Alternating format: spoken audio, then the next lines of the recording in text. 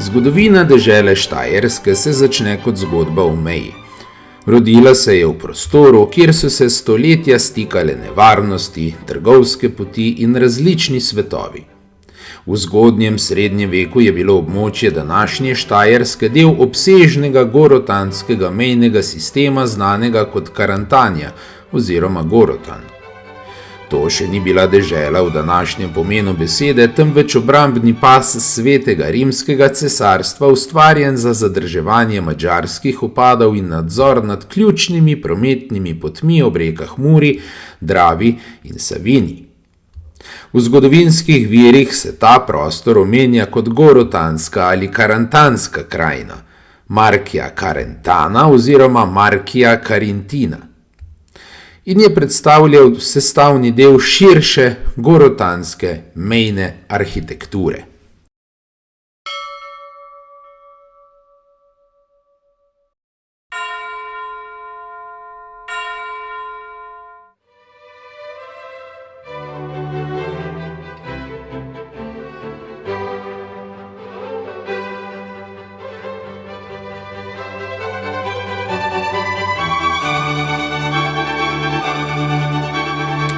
V 11. in 12. stoletju se je ta mejni sistem začel postopno spreminjati. Kar je bilo nekoč nevarno obrobje, je postalo notranjost. Krajine so se polnile z gradovi, trgi, samostani in lastnim plemstvom. In prav v tem preoblikovanju se je začela rojevati Štajerska. Ključno vlogo pri tem pa so imeli otokarji Travenski, mogočna rodbina, katere središče je bil grad Štir, Štiraburg, nad sotočjem rek Štira, latinsko fluvius Štira in Aniža, v današnjem mestu Štajer v Zgornji Avstriji. Pomembno je poudariti, da ime Štajerske ne izhaja iz poznejšega nemškega imena Štajer, temveč prav obratno. Nemško ime je prilagoditev starejšega slovenskega imena reke Štire, ki je dala ime tako gradu kot tudi deželi. Ime rodbine Travenskih je izviralo iz reke Travne, po kateri je bilo poimenovano širše travensko območje, ki je na severu segalo skoraj do današnjega Linca. Reke na tem območju so nosile slovenska imena, ki so jih Nemci pozneje prilagodili v Travn in Traungau, vendar je slovenski jezikovni koren v njih še vedno jasno razpoznaven. Razdalja med gradom Travenskih otokarjev in mestom Linz znaša približno 30 km. Danes vse to območje spada v Zgornjo Avstrijo. Travensko pokrajino je Štajerska izgubila šele sredi 13. stoletja.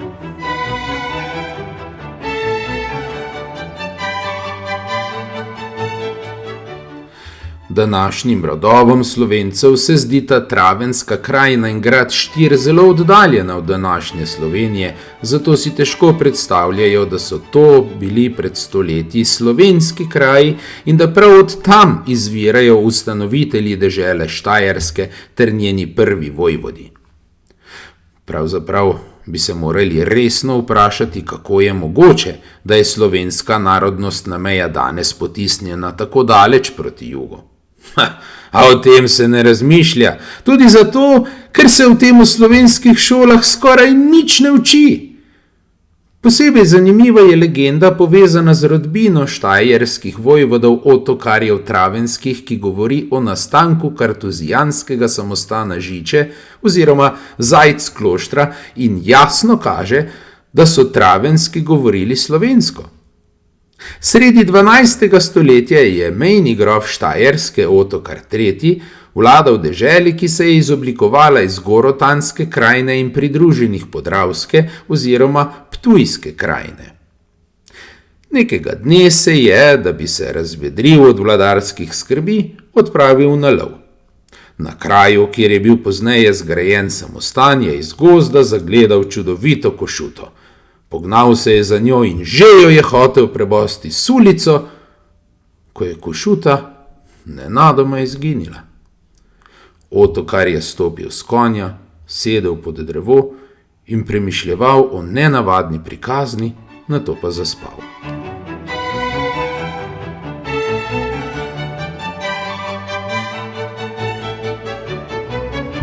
V sanjah se mu je prikazal častitljiv starec, oblečen v belo obleko, pregrnjeno s kameljo kožo in s škapulirjem, kakršnega nosijo kartuzijanci.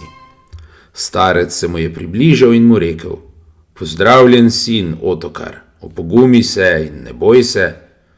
Otokar se je opogumil in se čudil, kako je lahko tako brezgrešen mož prišel k njemu. Starec mu je razkril svoje ime in namen. Bil je Janez Krstnik, ki je krstil odrešenika sveta in bil obglavljen po ukazu kralja Heroda. Po božjem namigu je prišel, da bi Otokar na tem samotnem kraju, kjer zdaj spi, zgradil moški samostan v božjo čast in v njegov spomin.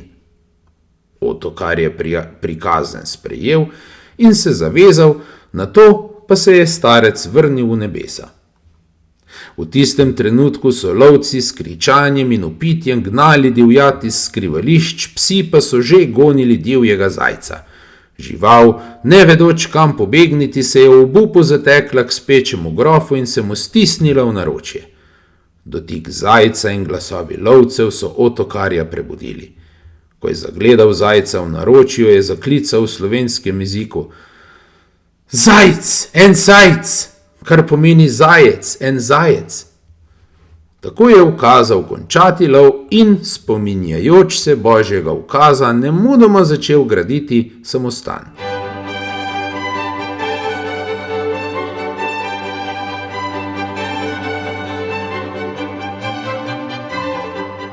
Samostan je bil dejansko ustanovljen leta 1165. Danes se v slovenščini imenuje Žiče, v nemščini pa Sajc oziroma Zajc, kar pomeni zajec. Obe imeni sta torej slovenskega izvora, legenda pa je pomembna predvsem zato, ker jasno kaže, da so štajerski mejni grofje in poznejši vojvodi govorili slovensko in to očitno kot materni jezik.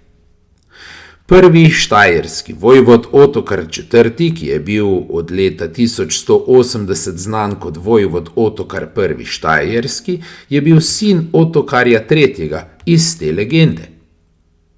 Moč rodbine Travenskih ni temeljila zgolj na vojaški službi cesarjev, temveč predvsem na njihovi sposobnosti povezati razdrobljene gorotanske krajine v enoten prostor. Štajerska se je postopoma oblikovala iz dela starega slovenskega Gorotana, imenovanega Gorotanska krajina, ki je predstavljala nemirno obmejno področje proti Ogrski. Raztezala se je ob srednjem toku Mure in na niže, njeno jedro pa je sprva ležalo med mostom na Muri, Bruk an der Mur, na severu in Radgono na jugu.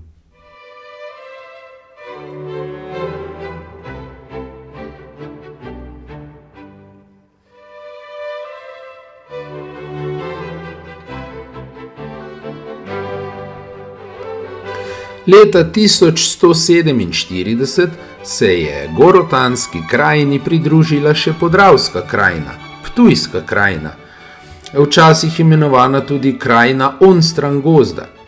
Tedaj je oblast prevzela dinastija travenskih otokarjev z gradu Štiraburg, ki so se imenovali štajerski mejni grofje. Istega leta sta se Otokar III. In Bernard Mariborski udeležila druge križarske vojne. Bernard se iz svete dežele ni vrnil, njegove posesti v Podravski krajini pa je podedoval Otokar. Postopoma je pod njegovo oblast prešel tudi del Savinjske krajine. Tako je iz nekdanjega mejnega pasu nastala velika povezana dežela ob Muri, Dravi in Savini, ki se v virih prvič imenuje Markia Styriensis, Štajerska krajina. Otokari so novo deželo utrjevali s srednjeveškimi sredstvi, z gradovi, ki so varovali doline in trgovske poti, z mesti, kot sta Gradec in Ptuj, ter s samostani, kot sta Vorav in Žiče, ki so bili hkrati gospodarska, duhovna in upravna središča. Gradec je postal srce dežele, v tem času se je uveljavilo tudi ime Štajerska krajina oziroma Markia Styriensis.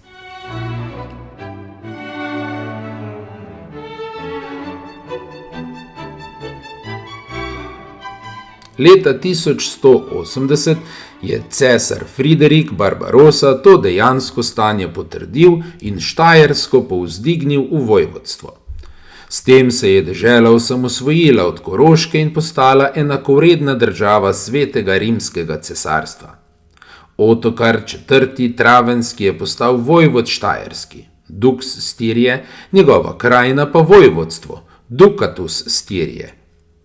Ko je leta 1192 umrl brez potomcev, tako on kot njegov oče sta bila pokopana v Kartuziji Žiče, je po Georgenberškem sporazumu vojvodstvo prešlo na Babenberžane.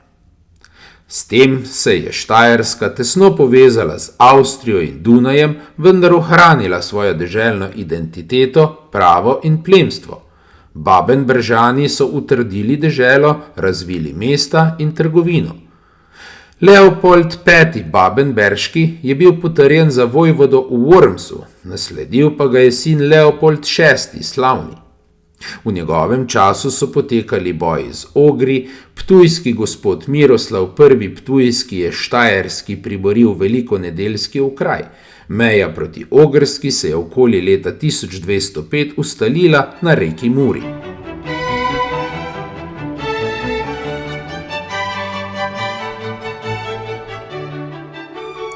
Ob nastanku vojvodstva je bil štajerski grb črno-bel s črnim panterjem na belem polju. Enak simbol je uporabljala tudi Koroška, zato je leta 1246 prišlo do spora. Razsojeno je bilo, da panter pripada Koroški, Štajerska pa je prevzela belega oziroma srebrnega panterja na zelenem ščitu, kar je dokumentirano že okoli leta 1260. Ta kombinacija se je ohranila do danes.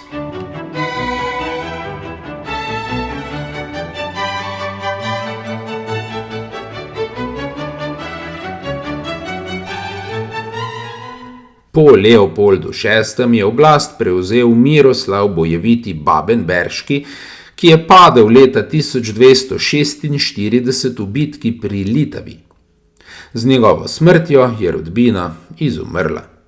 Sledilo je dolgo medvladje, v katerem je Štajerska doživela politično nestabilnost, cerkveni interdikt in menjavanje upraviteljev. Po cesarjevi smrti leta 1250 je oblast prevzel češki kralj Otokar II., ki se je poročil z Margareto Babenberško. Po vojni z Ogrsko je Štajerska leta 1254 pripadla ogrskemu kralju Štefanu, a so se Štajerci kmalu uprli.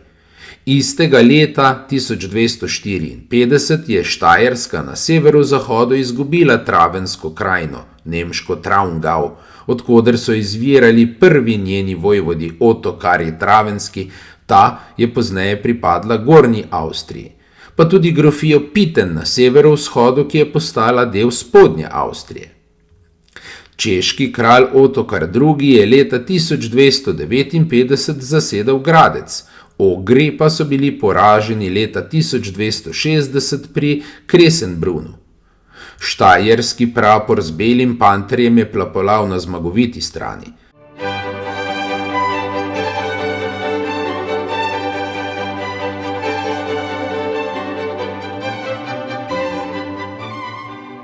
Leta 1262 je Otokar postal uradni vojvod Štajerske. V njegovem času je nastal rationarium, popis posestev. Po izvolitvi Rudolfa Habsburškega leta 1273 je sledila nova vojna. Po bitki leta 1278 na Moravskem polju je Otokar padel, Štajerska pa je postala dedna dežela Habsburžanov. Ti so vladali prek vrste vojvod, utrjevali pravo in postopoma oblikovali notranje dežele.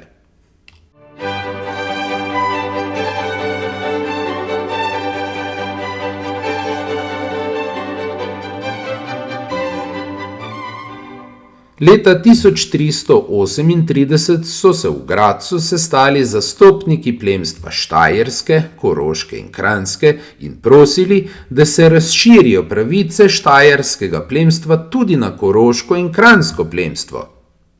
Deželno pravo je bilo tedaj dopolnjeno tudi na Kranjskem in Koroškem s pravicami, ki so si jih štajerski ministriali v posebej ugodnih razmerah 13. stoletja že pridobili.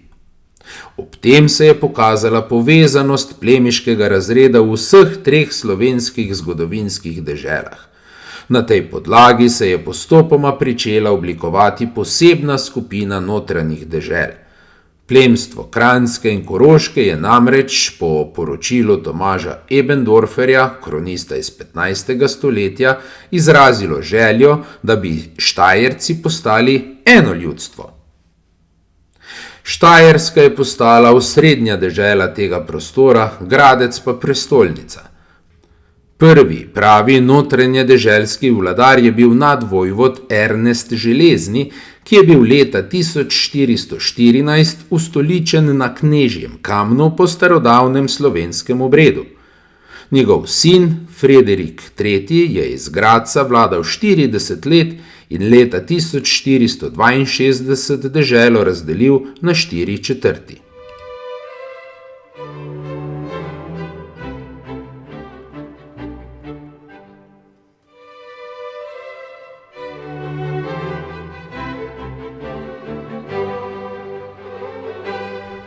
V 14. in 15. stoletju je Štajerska cvetela, a hkrati trpela zaradi kuge, lakote in turških upadov.